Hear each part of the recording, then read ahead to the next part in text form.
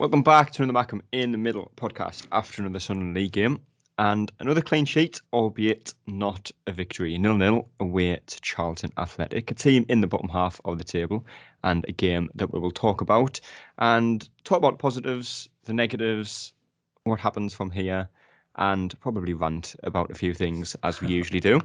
But first and foremost, Michael, we'll start with the positive, that it's now 2 clean sheets in a row, which was one thing that Sunderland haven't done for a very long time. I knew you were going to come to me with this point, because obviously, as everybody knows by now, I'm probably Mr. Clean Sheet. I'm the biggest advocate for not conceding goals and making it as hard as possible to have the opposition score past us. Right. I mean, if you look at the game, I'll try not to touch on it too much, but inevitably I probably will, and probably segue into a point you can bounce off later, because I always do that.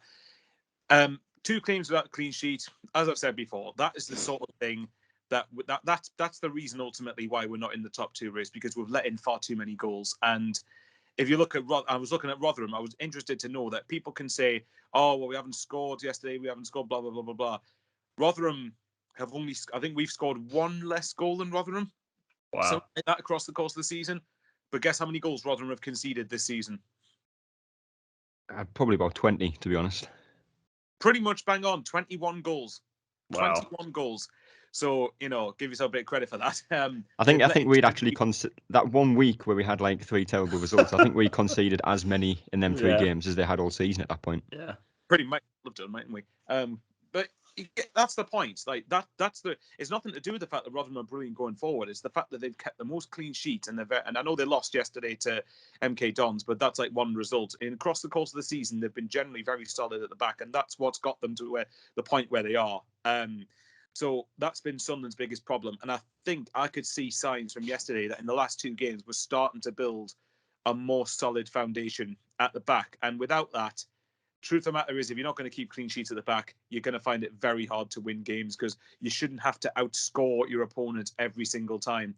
I think Oxford have scored the most goals. I think I looked, apparently Oxford have scored like 71 goals, but they've let in pretty much as we have. So it obviously can be done without keeping clean sheets, but I just think clean sheets are much more important than people give credit for. Yeah. And I'm actually surprised how well MK Dons are doing at the moment. Right. They're kind of doing a Blackpool from last season where they just kind of come from nowhere and then look like they might actually end up getting promoted. MK Dons too, and then they fall away at the end, and then hopefully we can beat them in the playoffs. Yeah. Wigan Sunderland playoff final. I can feel it already. Right. We all know what happens in the 94th minute. Playoff final. I don't think we'd let it live it down from some of the pompous Wigan fans that wouldn't piped up on social media this season if we lost that game. That we won. But let's say kind of finish 0-0. We'll get into the game and talk about it. Positives and negatives, as we always do. I say as we always do. It's been a lot of negatives recently, but there's definitely more positives now. But it's 4 points from the last 2 games. Obviously 3 against Wigan, which wasn't really expected given the run of form that we were in going into that game. But 3-0 win there, and then a 0-0 yesterday against Charlton.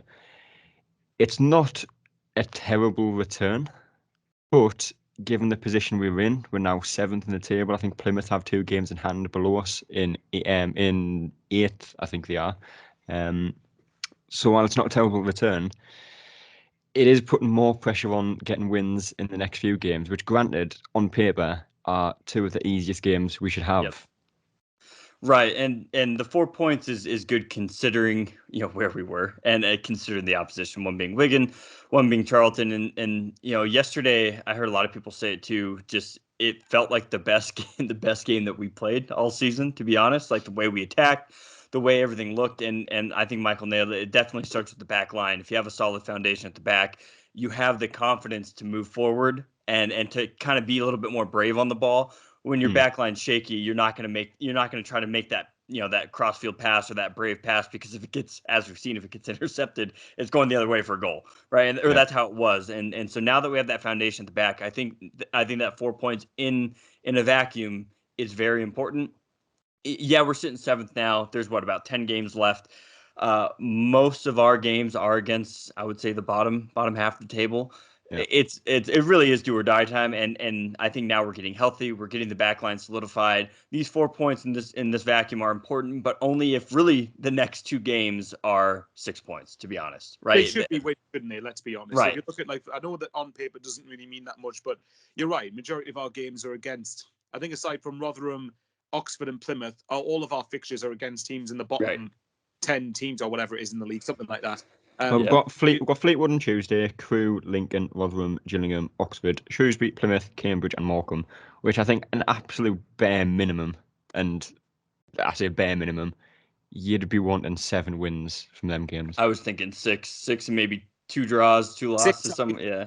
To finish in the playoffs, I think 6 you could get away with. But 7 would be comfortable. Yeah, I mean. Oh yeah, it would be. I think that. Well, if we look at it this way, Rotherham's in a few weeks, which is, I think it's the 26th of March. I think that's the actual date, and it's supposed to be a national break that weekend. So if we move that fixture and play it as late as possible, that might be benefit to us because Rotherham either will have had top 2 sealed potentially by then, or could have potentially won the league. So that we'd be better off playing that a little bit later on, I think. But at the end of the day, we've got the fixtures to go on and finish in the playoffs. The next 2 games, I think you said, Kyle, the next 2 games, with all due respect to Fleetwood and with all due respect to Crewe, we'll probably get 3 points or 2 points now we've said this, but we should. But let's be brutal. If we want to be in the top 6, we should be beating the next 2 fixtures. We should be winning the games, and really without too many problems. Yeah, fairly comfortably, I think. I'm not sure what the result was in the reverse fixture against Fleetwood, but obviously we absolutely battered Crewe 4-0, which I think is the only away game I've been to this season that we actually won. So, right. So Fleetwood, are you still taking accountability for the fact it's your fault we don't win many away games? Absolutely. Oh, okay. Fleetwood, that was the one where we gave up 2 goals. Oh yeah, 2. Last, yeah, 10 men, didn't they? Oh, Yeah. Kyle, you have no idea. And I was going, if you keep a bloody clean sheet, you win. Oh yeah, that was not fun. Like me mild language, but there you go. That's how frustrated I was. We love dropping points against 10 men. Yeah. Nathan Broadhead back in the team. Michael, player that obviously got injured against Arsenal back in December. Now I think it was. Obviously scored the goal in that game. We went on to lose that 5-1. Like that. And I think during that kind of run of form that he had, I think it was something like 5 goals in 4 games or something like that he had. I think he had 1 more goal scored than he had games played during that run of fixtures. Got injured, and it's fair to say things could have been very different had he not got injured in that game. And obviously he started yesterday. I don't think many people expected him to. You could tell he was lacking a bit of sharpness, but his movement, his ability on the ball. He's a player that, had he been fit the whole season, we could be looking at a very different league table, really. That, or we do a Sunderland and we end up losing. It would just be typical for us that we have Nathan Broadhead fit, and the compensation is we have to lose Ross Stewart for the rest of the season. It would just be so Sunderland. Or Pritchard is really what that's looking like. I don't know if that's come out yet. Doesn't it? Annoyingly. Yeah. So I mean, ugh. To answer your question about Nathan Broadhead, I mean, look, it was evident to me that he was lacking in match sharpness, but that's to be expected. He's had 3 months out injured and 2.5 months out injured, so it's going to take him a bit of time to sort of really get back up to full speed. I won't be surprised if he doesn't start on Tuesday, because if he's come back from an injury, it's a bit much to expect him to play 3 games in a week at the moment.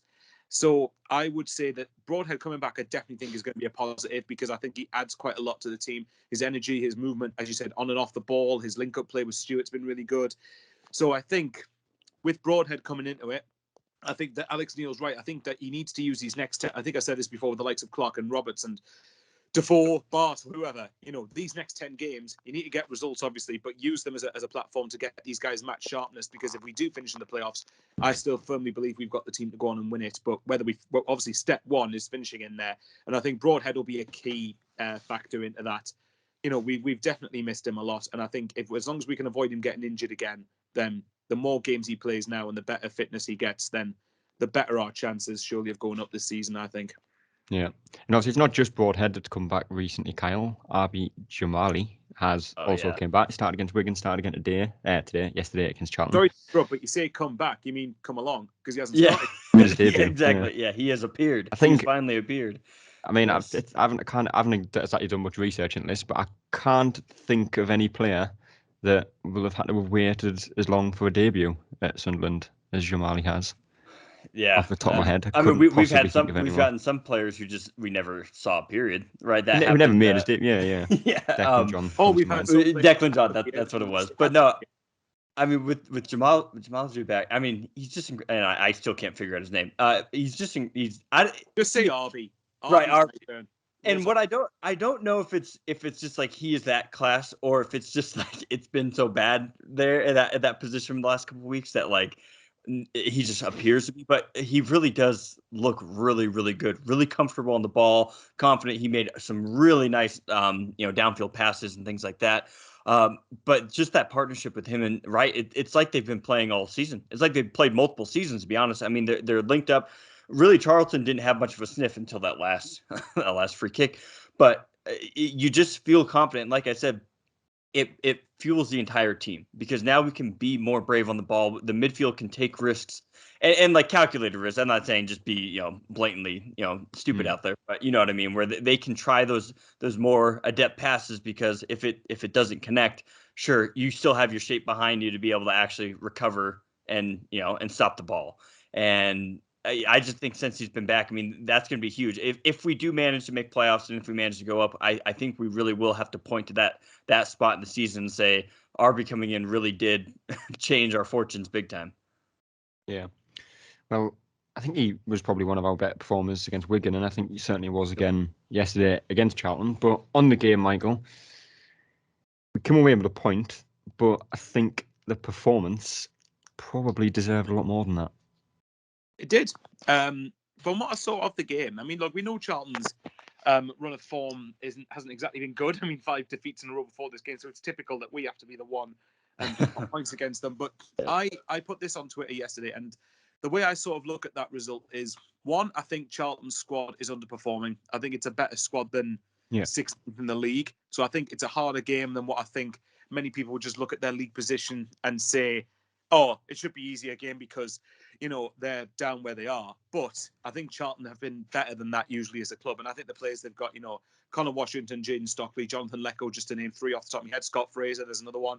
There's a number of good players in that side. And I think to go there, and yes, I was disappointed not to win, but I could tolerate that sort of result yesterday more so than the Wimbledon and Burton draws because I could tell Sunderland did everything to try and win the game. I don't know whether I just saw it differently than everyone else, but yesterday I thought we were just unlucky. Whereas I thought against Wimbledon and Burton, I thought we were very laboured, passive, half-hearted, dare I say, half-arsed. I didn't think that we looked like we were interested in trying to win the game. Whereas I thought yesterday we had the chances. Embleton had a good chance. I think Ross Stewart had a very good chance, and there was a couple of other ones. Ross Stewart had a header that went wide. We had a header that went over from a corner late on. We did. I mean, I can't remember many opportunities that Charlton created. And granted, that might be down to them not having confidence. But I also think, again, like with Wigan, I think we didn't give them a sniff. We let them. We just kept on keeping the ball. We kept it solid. And I think on a day of better finishing, we win that game. Like I said, scoring generally hasn't been the problem. So if this becomes a pattern over the next few games where we don't score, then yes, it's a worry. But I think for me, yes, it's just everyone's going to have that day where you have chances and you just don't take them. So for me, like you said earlier, 4 points away from home. As long as you do well in the next 2 home games and away at Lincoln to start with, then it's a platform. I'm not too concerned yet. Yeah. And I think the phrase "one of them days," Kyle, gets used a lot this season for Sunderland, but there's not much of a better phrase you could have used for the game yesterday. Like Michael said, I don't think we made any mistakes. Charlton didn't really have any clear chances, certainly from open play. I think they had 1 or 2 crosses in the box from a corner or a free kick that went just wide of the post. But, in terms of, open play chances, Charlton created little, and that was down to Sunderland defending well, being organised, being structured. We created plenty of chances. I think we had 9, maybe 10 shots on target in the game. And it really was just one of them where, had you played the game a week later, we could have been 4-5-0 winners. Right. And I think, was it the Burton game earlier this season? Or I think we ended up losing, 1-0, but we had like 3 or 4 clear opportunities, like 1-on-1 on goal, and we didn't convert any of them. And we were all frustrated at that point as well. This game felt a little similar, but I think overall we just looked so much better, and it wasn't like we were just scuffing our chances. Like Charlton was really doing some last ditch defending. I mean, some dives in the box. And McGillivray, who he was at Portsmouth before this last couple seasons, He was, yeah. I feel like he always just, Always stands has on a his good head game against against us. us. Yeah, like there's a few of those goalies that just pull it out of their top drawer every I single think time. I think 90% of goalkeepers tend to have the best game of the season against us. The only one I would argue against would have been Mackem, who I think is probably the worst keeper I've ever seen us play against. But and that's something, doesn't it, considering the keepers we've witnessed play for us as well. We have. What I would say is, I mean, just to touch on what you said with the shots thing, I'm looking at 17 shots, 8 on target. 63% of the ball, but obviously that doesn't mean much if you don't do anything with it. The best thing I would say is that Charlton didn't have a shot on target, so we stopped them from having any sort of effort on target. Sorry, Kyle, go on. No, you're good. I mean, it was just one of those where, like I said, it felt very similar to that, and that was only a few games into the season, I think, right? And we're kind of at just the back half of that now. Now we're kind of at the last stretch of the season. And, we hope that we see this game and say, okay, look at what we're capable of. And just like you said, on another day, we can score 4 or 5. And hopefully that comes Tuesday, because I feel like if you have a game like this where you have the clean sheet, you had everything you needed to win the game, it really did boil down to a little bit of luck. And if we can come out on Tuesday and really put those goals to bed, Neil can now turn and say, hey, look, this started on Saturday when we had all these chances. We converted those today. Now moving forward, this is the blueprint. This is what we have to do. So, like I said, or like we mentioned, the 4 points, and especially the 1 point yesterday, as frustrating as it is, if it turns into 3 points Tuesday and then 3 points next Saturday, then we can look back and say, okay, that was obviously the Wigan game was really the kind of the jump start to this, but I would say yesterday's game was kind of the steadying, the stabilization of kind of the formation and the overall tactical view of the game. What you were going to what just to add on to that is it's a key thing that with each game that you don't concede or you don't lose, gradually momentum starts to build. Now I know people can make the argument that we don't have time, and just to look at the table right That's fair. But to counter that though, I wouldn't say anyone around us is particularly good. I wouldn't say anyone around us is particularly consistent. I mean, if you look at it, we're let me see. Okay, granted, Ipswich 4 points behind us, which is incredible because I think we were something like 13 points ahead of them at one stage, which shows how far we've let our staff slip, to be honest. But anyway, if you look at it, we're 1 point behind Sheffield. Yes, they've got a game in hand, but if it was us, we'd be saying we've got to win it. We're 1 point behind Wycombe as well, who played the same amount of games we have.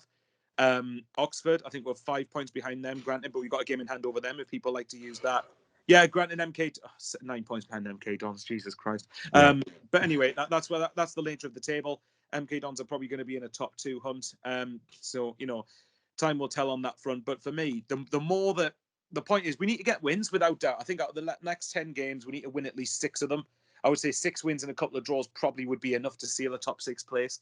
But the point is, the longer that you get a good run going. So say with 2 games without conceding. Say even if we concede on Tuesday, say we beat Fleetwood, then you beat Crewe, then it turns into 4 unbeaten. Then say at least a point away Winkin, it gets to 5, 6, 7. You get what I mean? Like if you do that, gradually confidence does start to build. The key thing is just making sure that we turn enough of those results into victories to keep us in the top 6. Yeah. So which ex-Sunderland players can score a 92nd winner for Fleetwood on Tuesday then? Seriously. Well, actually, wouldn't it be fitting if Jay Matete scored on Tuesday? It would be. Oh, yeah. There we go. It would be.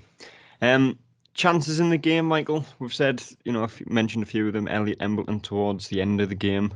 It was a chance, yes. Good save from the keeper. But Ross Stewart, obviously, I think he's got 22 goals this season and been one of, if not the best player for Sunderland, throughout the full season. Obviously, Pritchard's up there as well.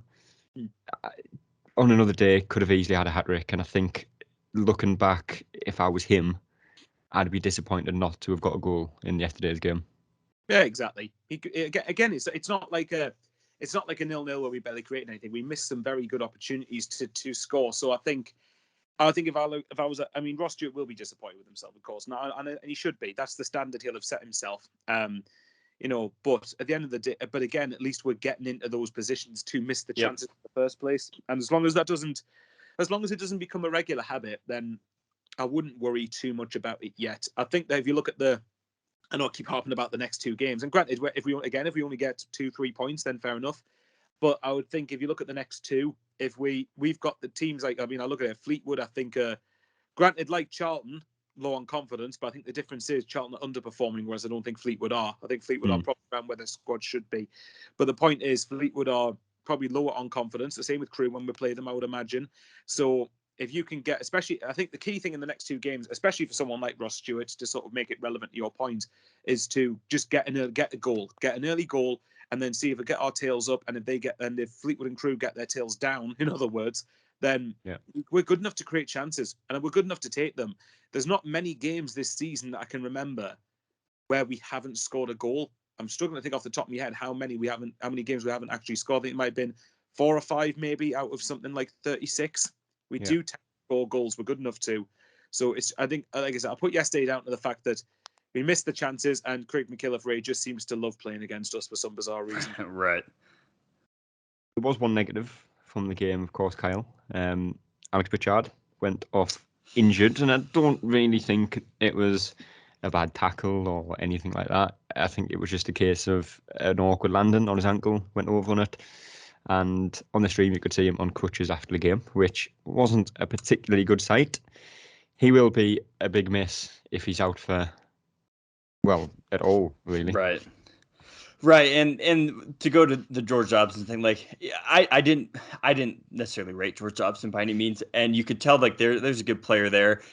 He's just a little uncoordinated at times and awkward, and I think you could see it in that tackle where he really does give you everything. And in this situation, it hurt us because he was diving headfirst for a ball that he really shouldn't have been. Like he was just trying hard to win it, and I get that. And Pritchard was coming in making a nice quick run behind it, and I do think it was unlucky. And even Dobson was he was there as Pritchard is very frustrated on the field, and obviously probably didn't wish him any harm, but it's just our luck, isn't it? It's just we get Broadhead back. But now I'm kind of thinking of it as well. And we did see Dan Neal come in kind of in that position just a few games. I think was it against Wigan? He was subbed down in more of an attacking position where we've seen Dan Neal kind of more in that holding midfield role.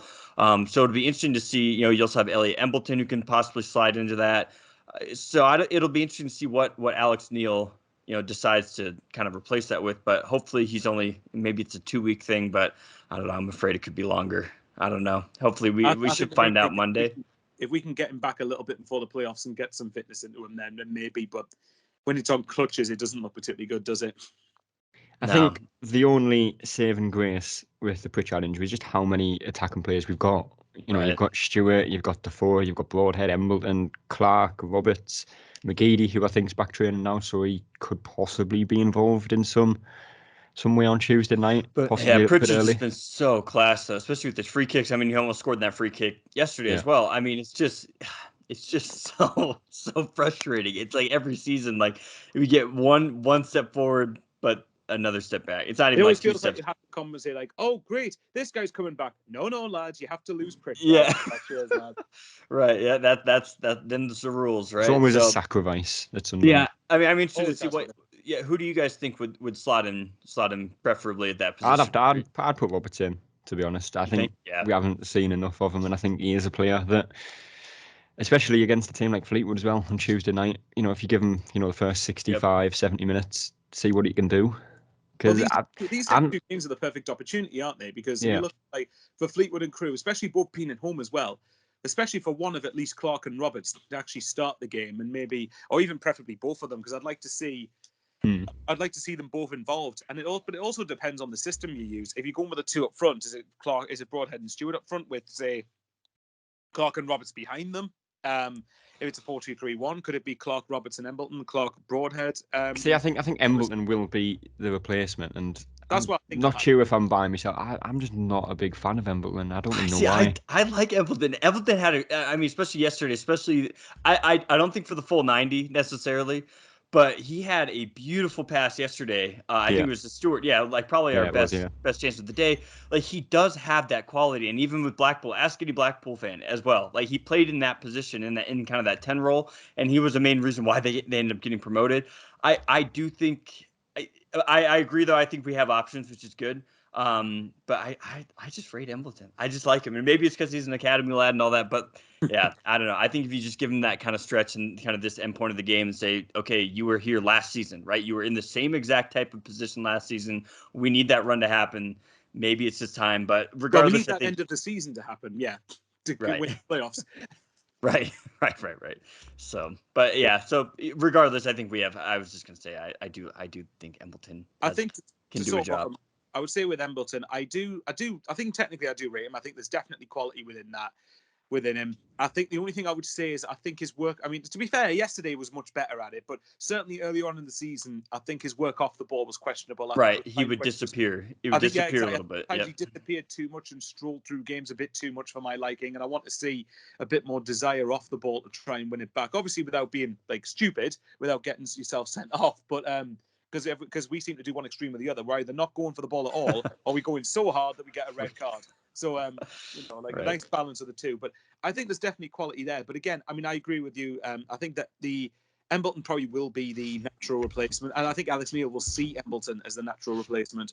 But at the same time, I think that, again, when you've got Embleton, McGeady, Clark, Roberts, Broadhead, and Stewart, there is enough attacking quality there, even without Pritchard, to create chances and score goals. But I do agree. I mean, so I don't mind Embleton, to summarise. I don't mind Embleton, but Pritchard, I think, will be a huge miss. I've really, really grown. Oh, yeah. The quality he shows is definitely far too good. A level above. Unless, to be a conspiracy theorist, maybe if he's injured for a few months, then it might be good. So he can't leave the club in the summer if we don't get promoted and he's here next season. I love it. I'll not fight you on that Embleton one though, Kyle. I'll leave you be on that one. Fair enough. What about Gooch? What if we put Gooch there? No, I'm kidding. I was going to say I will fight you to the hilt on Lyndon Gooch, but I'll leave you with Embleton. Fair enough. Player ratings. I don't think there's really too much else to talk about the game. Really, it was just a Sunderland training session without the finishing session. Really, finish 0-0. Not really too much else to discuss about the game. So we're moving to player ratings. Patterson, Kyle, start with you. Don't actually think he made a save in the game. But as always, since he's come into the team, Hoffman's obviously back now and he's on the bench. So Patterson hasn't done anything wrong since he's come into the team. He looks comfortable coming for crosses, distributions, standard, nothing wrong with it. Don't think he's really done anything wrong since he's come into the team. So I'd go with a 6 for Charlton. Yeah. I think it is. I can't really, honest to God, I can't really remember anything else he's done. But I think you're right. I think the confidence is growing. And then him knowing that like we talked about the back line a few times, like him knowing that he's not going to be put into multiple one-on-one situations a game like he was during that stretch, will only help. So 6. I can't imagine you could give him really anything better. Yeah. Or worse. Michael? 6 clean sheets, didn't do much wrong, so that's the type of game I want my keepers to be having, to be honest. Yeah. Winchester in at right back again. Still don't really know why he is playing at right back when we've got Hume, but there you go. We'll move on with it. I don't think he did anything wrong. Defensively, I thought he was very good. Covered quite well. Showed a bit of pace at the back as well, which I haven't actually seen from him for quite a while. Right. But I think it was 3, maybe 4 times. His position was good. Was able to get across his man and get the ball away from the final third. So I'd probably go with 7 for Winchester. Michael, go with you. Yeah, I'd say that's about fair. It just did enough of his defensive duties, especially when he's either like part. I think if you're part of a back 3, back 4, back 5, whatever, if you're in defence, especially when he's out of position as well, you can't ask for much more for him to give 100% and give the effort. And he's tried to join in the attacks when he could. So yeah, I think 7's probably about right. Yeah, Kyle. Yeah, and I think he probably had the more favorable matchup. I think he was kind of matched up against Ben Purrington, Elliot Lee a little bit more. I think he did well. Yeah, just like you said, showed really good work rate. Kind of showed that form that he was showing at the beginning of the season. He had a little bit of wobble, but I think it's coming back now. And I think it's the same thing. He's not having to cover as much ground because the two in the middle are definitely holding their ground a lot better. Yeah. Centre backs. We'll move on to Bailey White. Again, didn't do anything wrong, defended well. Charlton's attackers never really had, like a sniff at all in the game. Stockley didn't challenge anyone really. Bailey White won his headers, won his, ground duels, aerial duels, won everything really. So again, 7, Kyle. Yeah, I mean, I think you nailed it. Had some decent distribution as well. And yeah, it's just confidence. It's just confidence, and we need a center back pairing to really click. And I think we're seeing it right now. So 7 for right. Yeah, Michael. 7 as well. Just all to say is I'm a very smug member of the Bailey White Fan Club Association. So, Absolutely. I absolutely adore him. Don't think you can argue with that. Jamali, Michael, again, 7. Won his headers, good on the ball, played some neat passes. Again, Charlton just didn't really offer too much of a threat against him, and that was down to him, being in the right place, doing the right things, and not doing anything silly. So 7. Exactly. Agreed with that. And I think, again, he's done very well to come in after 18 months when it's a mixture of COVID or injuries and also exacerbated by the pandemic in a foreign country for him as well. Yeah. So I think that he's done tremendously well to come in and keep 2 clean sheets again, both of which away from home, one of which against a team second in the league. Granted, one of which is a team who they're out of form, but as I've said, they've got quality players who can definitely hurt you. So I think he's done very well, and I think like Kyle said when he was talking about Wright, I think them two are forming a really solid partnership at the moment. Yeah. Kyle? Yeah, no, I'm a huge fan. I think he's just done well. It feels good to just kind of know that now we can look to... I'm a big fan of that song as well that was going around Charlton, by the way. What was it? I didn't... I'm not going to sing it. Is it fair enough? Does it contain colourful language? I mean, there's a word in there, I suppose. Well, okay. I'll have to keep... I'll ask a question. Am I a bigger fan of Bailey Wright, or is Kyle a bigger fan of our Marsley? Right, dude. In the context of the season and just like where our struggles have appeared, and I'll give him a 7. Just kind of get that out of the way. It's like, but in the context of the last few weeks, I just want to give him a 10. I just want to give him a hug. Actually, I just like thank you for just coming in and just and keeping your head, because so many players would have checked out by now, right? They would have checked out and said, I just want to get back to my own country or this and that, or I miss my family, and I'm sure he probably does. But for him to just come in and do a job like he's done the last 2 games, like I said, our any hope that we have of promotion has kind of come in with the expectations that he can continue to do this, and all signs point that he can. Absolutely. Dennis Serkin at left back, Michael. Again, probably a 7. I think there was times where he could have done a little bit more on the ball. And there's still something I'm just not sure about Serkin. And I always say he looks lazy, but lazy is not the right word. Just laid back, but it worked against Charlton, so I can't really argue against it for him. So a 7. Yeah, again, I think I've given pretty much every player rating a 7 at this point, apart from Patterson. 7 for Serkin is about fair. I think, again, it's one of those where, like the rest of the team, I think he's starting to slowly regain confidence. I think you can tell in his performances. I'm not a particularly big elite. I know everyone was going on about the Dan Neil and say Callum Doyle being burnt out and needing to sort of have a mental rest. And maybe Serkin did need a mental rest, or maybe he needed a mental sit out the side. I don't think he could be burnt out though, because I'm sure he spent like three months of the season. Yeah, he was out for a while injured, yeah.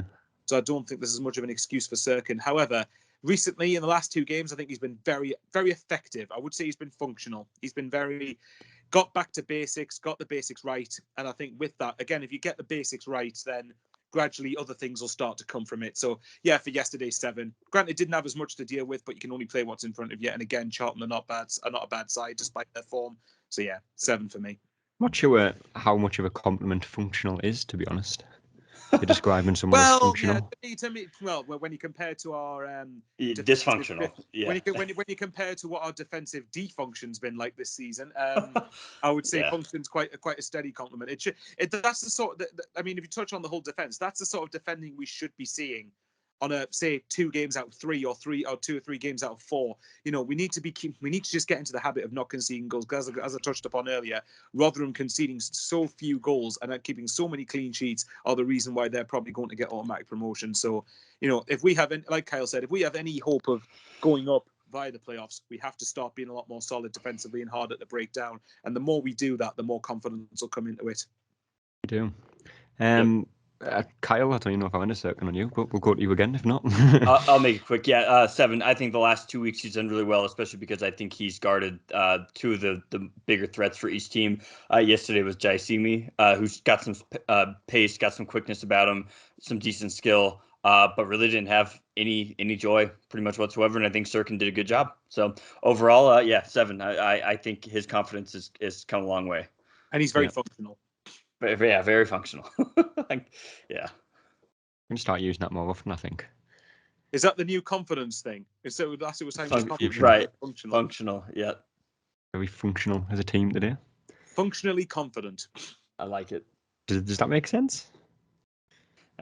Does anything make sense? Does anything about... no, but I like the sound of it. So one of them words, one of them phrases that we're going to chuck in and start using. Yeah. I like it. Corby Evans. Not a big fan of him, but don't think he did anything wrong in the game. and was probably one of the better games I think he's had for us since he came in. So I don't want to be too generous, but I'll probably go with a 6, Kyle. Yeah, just because, I mean, in a way, yes, he was also functional. He played his role very well. It didn't necessarily like break us through or get us any attacking chances that were very clear cut or anything like that.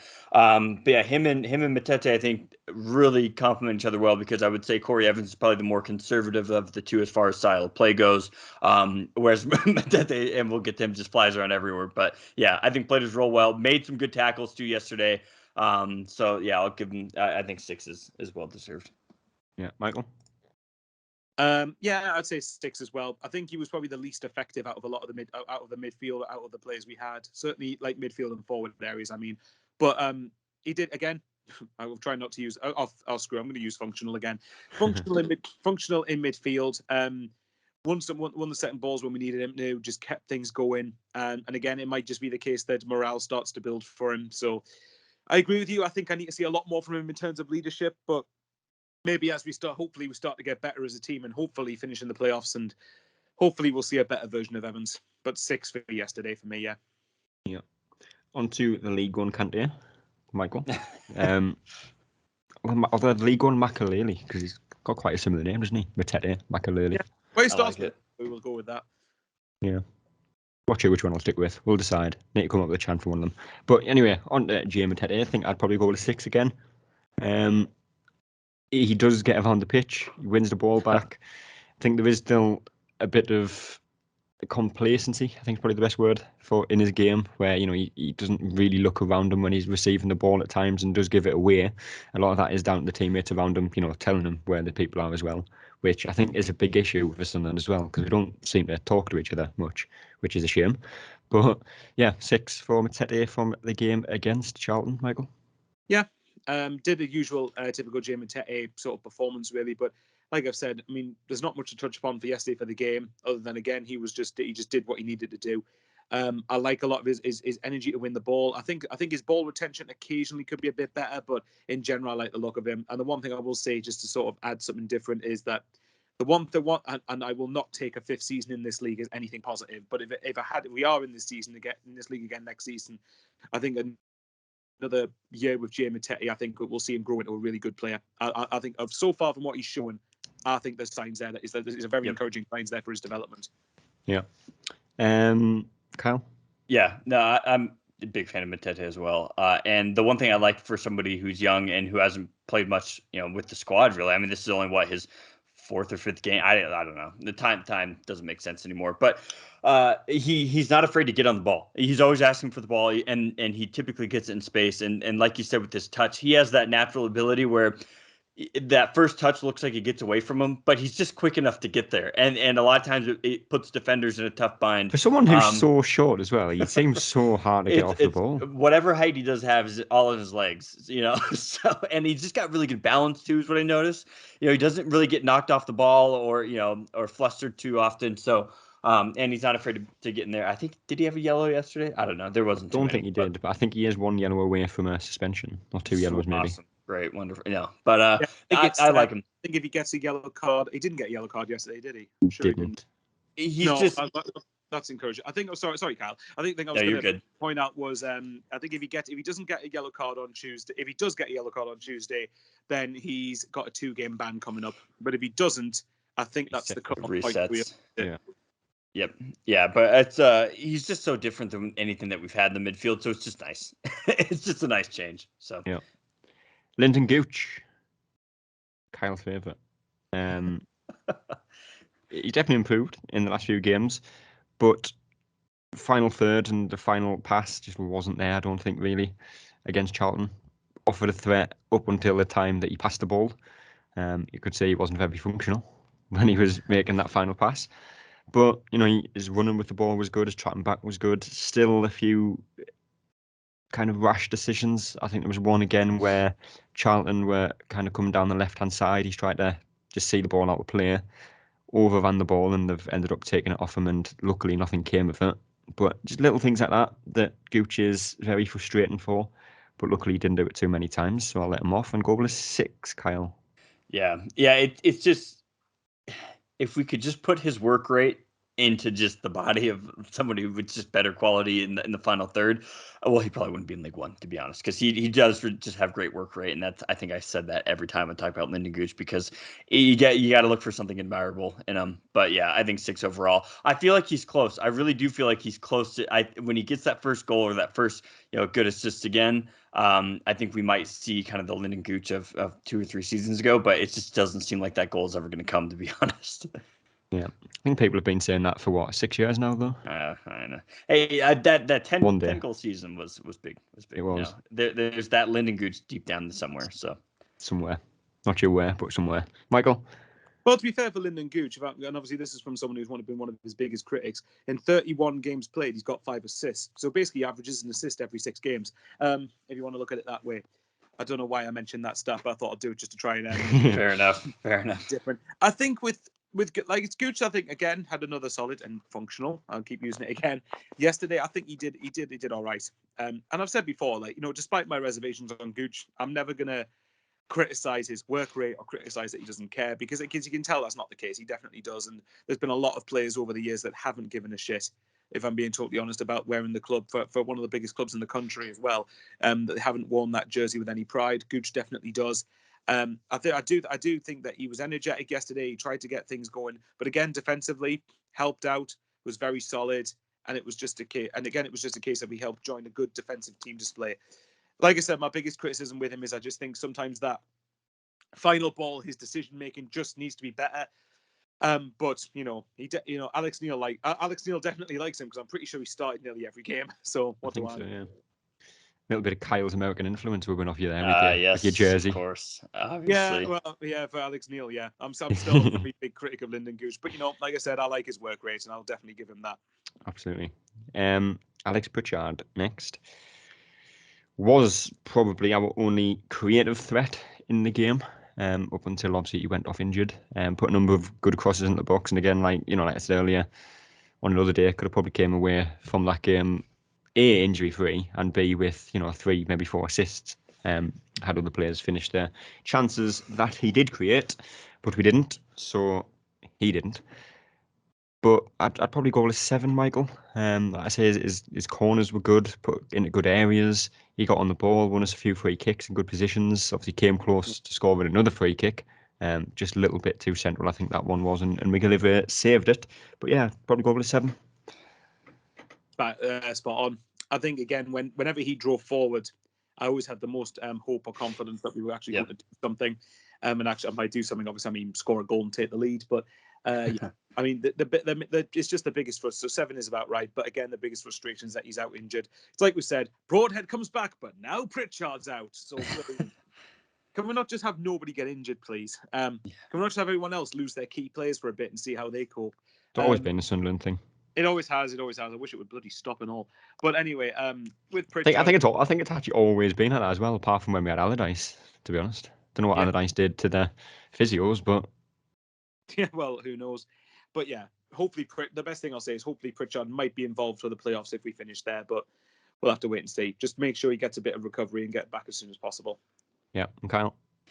Yeah, and I think that was always the knock on Pritchard, right? It was his potential's there, but I think he's had some pretty rotten injury luck just in general. And I don't think it's necessarily, I mean, there's some people who really are just like glass bones, paper skin type players, but I don't think that's him. I think it's just the way he plays. He just gets stuck in everywhere. And when you're just not the fouls, isn't he? Because Right, and lots of niggles, lots of kicks at the ankle because he's driving past people and things like that, and so it's just unfortunate. But you hope that maybe the crutches and things like that are just like, let's just get as much pressure off as possible, let's get the ice in and figure it out, and maybe take a few injections like McGeady has in the past. But we'll see. It's unfortunate, but time for somebody else to step up. I mean, if you're someone like Embleton or like we've mentioned these other players, now you have to see this as the biggest positive in your career to say this is now the time I get the chance, and you don't like to see it happen this way, but that's football in it. So you just got to figure it out, and someone's got to step up. Next man up. Yeah, football in it. I love that Northeast influence on you there. Yeah, right. Well, that'll through these last 2 very quickly because we have went over the time that I was expecting to. But Nathan Broadhead, Michael, 6 out of 10. Got into good places, good movement, but again, like I said earlier, just lacked sharpness, which is to be expected. Exactly, and the more, like I said earlier, the more he plays, the better sharpness he gets, and I think we will see a positive benefit from that. But for yesterday, considering that was his first game back for 2.5 months, I think he did nothing wrong. Just keep playing him. Yeah, Kyle. Yep, the same. I think the word that comes to mind with him is dynamic. He makes so many different runs, and I think him and Stewart, it's just going to open up more opportunities. I think he's definitely a player that we need to be looking at next season. Oh my God! Whatever league you're in, because Everton, I think, have got him contracted until the end of next season. I think he just signed a new contract before he signed. I was going to say they will have given him the new contract, won't they? So they could get a fee for him, basically. So we can, I think if we can test their waters and just make sure we get him signed next season, whatever league we're in, because I think we've got a good chance of getting him permanently because we've given him a home. I think especially if he's really settled here, then next season we should be going all out to make him a permanent signing, whatever division. Yeah, agreed. Last but not least, Ross Stewart. I'm going to be harsh. I'm going to give him a 5, Michael, because I think he has to score at least one of the chances that he had. Three headers in the penalty area, really, that I don't think any of them hit the target. And, I think he's a little bit unlucky with the chance that Embleton played him through. It was a good save, but based off them 3 headed opportunities, minimum has to hit the target and should be scoring at least one of them. So I'd have to go with a probably harsh 5. Can't knock his work rate or his hold-up play, but he's in the team to score goals, and he didn't yesterday. Yeah, I think for yesterday's game as a whole, I think his rating, a 6 rating would be fair. For Ross Stewart's standards, I would say about a 5. And I say that obviously we know that he's much better than what he showed yesterday. He got in good positions, so I would probably go with a 5 as well. But if Kyle, for instance, gave a 6 or a 7, I wouldn't particularly disagree. But I think you're right. I think it's one of his. He should have scored at least one of those chances, but we know that he's better than that. We know he's got more quality than what he showed yesterday. Yeah, and last but not least, Kyle. Yeah, no, that's spot on. It's a 5 in the context of what we've seen from Stewart and what we know he can do. So it's just didn't come off from this time, but I think it's very, very good that we have a game on Tuesday now, considering how well we played for stretches during that game. I think having a Tuesday game is kind of exactly what the doctor and 2 ordered. games coming up at home as well. Right. I think 4 of the next 5 are at home. So, I mean... Well, Rotherham will probably get moved. But, true, yeah. But even if that happens, it's like 4 of the next 6 or 3 of the next 4. Yeah. Right. A good stretch. Now, stop me if we've said this before, but now is the time that really this run has to really kick on and gain some speed. Yeah. Man of the match, 2 words, no explanation. I'm going to say Alex Pritchard. Michael, go. Same as you. That's 3 words, but I don't care. I mean, that's probably more like 7 words now, to be honest, but I'll let you off, Kyle. Yeah. Nathan Broadhead, just because... Nathan Broadhead, just because. That's about 7 from you as well. Sorry, boys. Fleetwood on Tuesday, predictions for that one, Michael? 2-0 Sunderland. And Kyle? 2-0 on Nathan Broadhead and Jay Matete will score against his former club. Maybe we can reverse... That would rub salt in Fleetwood's wounds, wouldn't it? Reverse the curse. Fleetwood, obviously, but it would just be so fitting if he did score against them. It's like, oh, great, we sold this guy to Sunderland, now he's just scored against us to probably confirm relegation. Yeah. But that is time we have for today. We'll be back to talk about the game on Wednesday. We've got a weekly newsletter starting tomorrow. You can sign up for that on Twitter. Obviously, be covering everything that happens at the club, transfers. I mean, there's no transfers happening now, but in general, transfers will be included. Women's team, a little bit on there. Results, obviously, whatever's happening at the club. And I'm not sure who's out on loan at the moment from the club, but there'll be a little bit about them as well and how they're getting on in that match week. So go and sign up for that. Off the top of my head, I can only think of Diamond that's actually out on loan, so that could be a very short section, but we'll include it anyway. So go and sign up for that. Patrick Allman, something like that. I don't know. Maybe we sold them. I don't remember. I'm really not sure. I need to look this up, to be honest, but you can go and sign up for that on our Twitter. It is free. Every Monday you'll get an email with all the information, all the news, and you won't miss a thing. So go and do that. But until next time, we will see you later. That's all, folks.